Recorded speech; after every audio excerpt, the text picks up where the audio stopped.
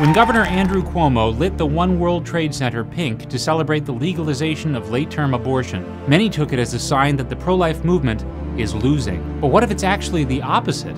Consider this. In 2008, the pro-life movement was faced with the most pro-abortion administration the country had ever seen.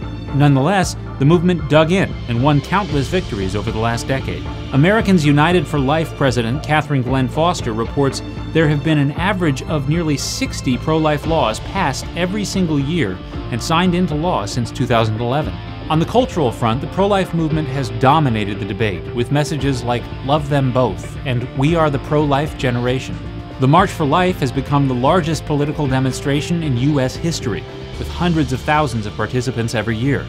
America has been flooded with stories about adoption, survivors of abortion, and women who regretted their abortions but found forgiveness and love in the pro-life movement.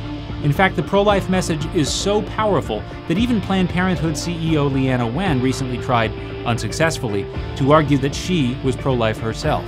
And the pro-life movement is gaining ground among young people. According to Gallup polling, young adults are more likely than all other age groups to say abortion should be illegal in all circumstances. That's why pro-life student groups now outnumber Planned Parenthood groups 4-1 on U.S. college campuses.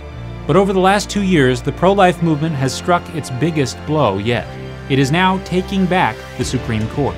With 2 pro-life justices confirmed since Donald Trump's election and a third likely on the way, abortion is now threatened in the very place where it all began. And so the abortion industry is now scrambling for a plan B, shifting its efforts away from the Supreme Court to a state-by-state battle, pushing radical new laws in states like New York, Virginia, and now Illinois. Having lost young people, much of the culture, and now the courts, the abortion movement, out of necessity, is turning back the clock. So much so that the new push for radical abortion laws is only possible in a handful of states controlled entirely by hard-left Democrats.